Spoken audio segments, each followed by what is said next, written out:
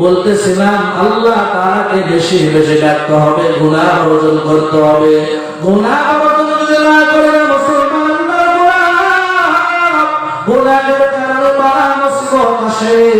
আর গুনাহ যদি বর্জন করতে চান, গুনাহ বর্জন করতে হলে আল্লাহ তাআলার ভয় অন্তরে ঢুকাইতে হবে।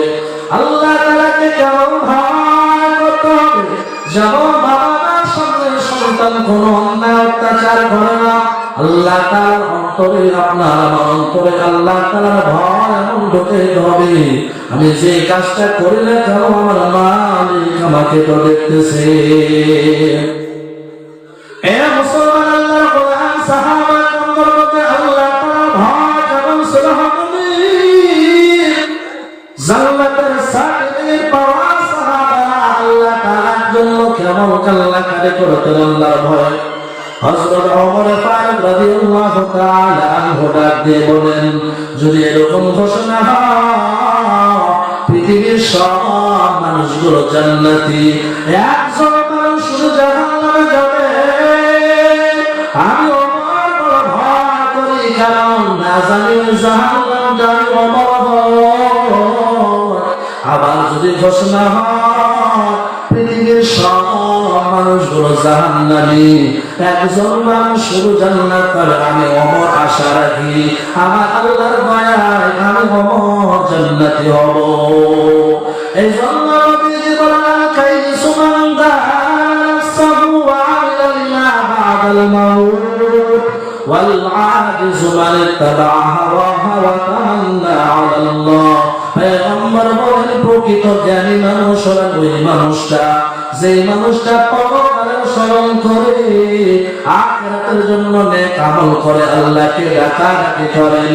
আর বোকা হলেন ওই মানুষ, সেই মানুষ গুনাহের কাজ নিয়ে ব্যস্ত থাকেন, কোন নেক আমল করেন না, শুধুমাত্র আল্লাহর উপর ভরসা করে বসে থাকেন, আমার মালিক আমাকে মাফ করে জান্নাত দিবেন না। না এ মুসলমান, আল্লাহর গোলাম যুবক ভাই, ও মুমিন, আল্লাহর উপর ভরসা রাখতে হবে, আশা রাখতে হবে, নেক আমল করতে হবে।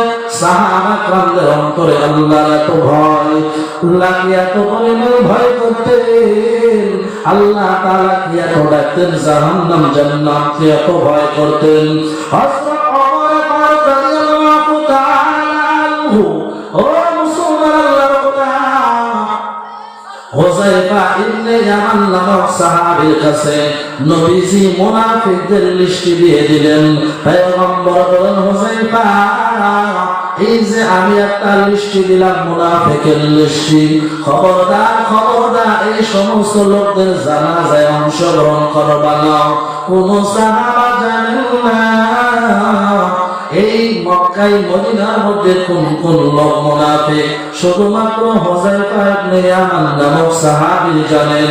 সব সাহাবীরা, কোন মানুষ কোন সাহাবী মারা গেলে হুযায়ফাকে লক্ষ্য করতেন, যদি হুযায়ফা ওই মানুষের জানাজায় অংশগ্রহণ করেন তাহলে সাহাবারা যেতেন, আর যদি হুযায়ফা জানাজায় অংশগ্রহণ না করেন তাহলে সাহাবারা জেনে নেন, বুঝে নেন লোকটা ছিল মুনাফিক। হযরত ওমর চিন্তায় পড়ে যান, না জানি মুনাফিকের লিস্টে আমার নাম আছে না নাই। হুযায়ফা ইবনে ইয়ামানকে ডাক দিয়ে বলল, হুযায়ফা, বলো বলো বলো, আমার নামটা কি মুনাফিকের লিস্টে আছে না নাই? যে সময় হযরত ওমর ফারুক রাদিয়াল্লাহু তাআলা আনহু একজন প্রেসিডেন্ট, একজন খলিফা হয়ে হুযায়ফাকে অনুরোধ বিরোধ করেন, বলো হুযায়ফা, আমার নামটা মুনাফিকের লিস্টে আছে না না? আপনি আমি যদি শাসন করতে হতো তাকে বলতে আমার নাম আছে না নাই, ঝাড়ি দিয়ে বলতাম, কিন্তু হযরত ওমর ফারুক বলেন, না না, নরম সুরে ডাক দিয়ে বলেন, হুযায়ফা, বলো বলো বলো, আমার নামটা মুনাফিকের লিস্টে আছে না নাই?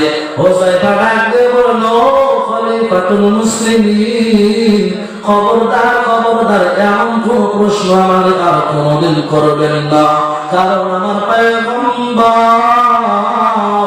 নিষেধ করেছেন কাউকে এই কথা বলা যাবে না। খলিফাতুল মুসলিমিন হযরত ওমর ফারুক রাদিয়াল্লাহু তাআলা আনহুর অন্তরের মধ্যে ভয় ঢুকে গেল, না জানি আমার নামটা ওই মুনাফিকের লিস্টে আছে না নাই। একদিন রাতের বেলা আকাশ থেকে বৃষ্টি বর্ষণ হচ্ছে।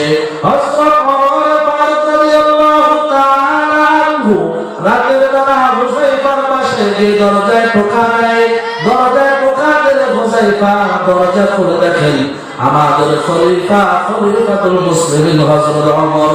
ডাকতে বলল, খলিফাতুল মুসলিমিন, আপনি যদি আমাকে সংবাদ দিতেন আমি নিজেই তো আপনার বাসায় চলে যেতাম। হযরত ওমর ডাকতে বললেন, ও হুযায়ফা, যেহেতু আমার প্রয়োজনের জন্য আমি তোমার কাছে আসছি। ও হুযায়ফা, বলো বলো বলো, ওই যে আল্লাহর পয়গম্বর নবীজি তোমার একটা লিস্ট দিয়ে দিয়েছে, ওই লিস্টের মধ্যে আমি ওমরের নাম আছে না নাই?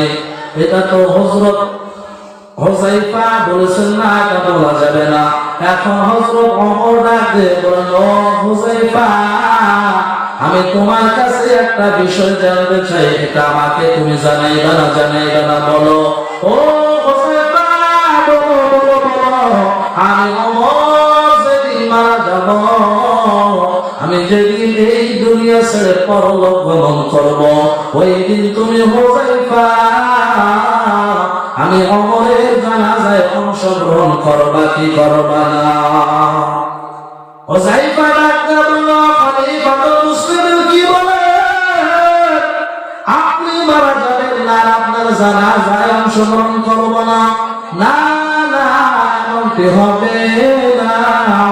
আমি হুযায়ফা অবশ্যই আপনার জানাজায় অংশগ্রহণ করব। হযরত ওমর ডাকতে বলল, হুযায়ফা, আমি ওমর বুঝে গেছি ওই মুনাফিকের লিস্টে আমার নাম নাই, তবে এখন নিশ্চিত হতে পারি না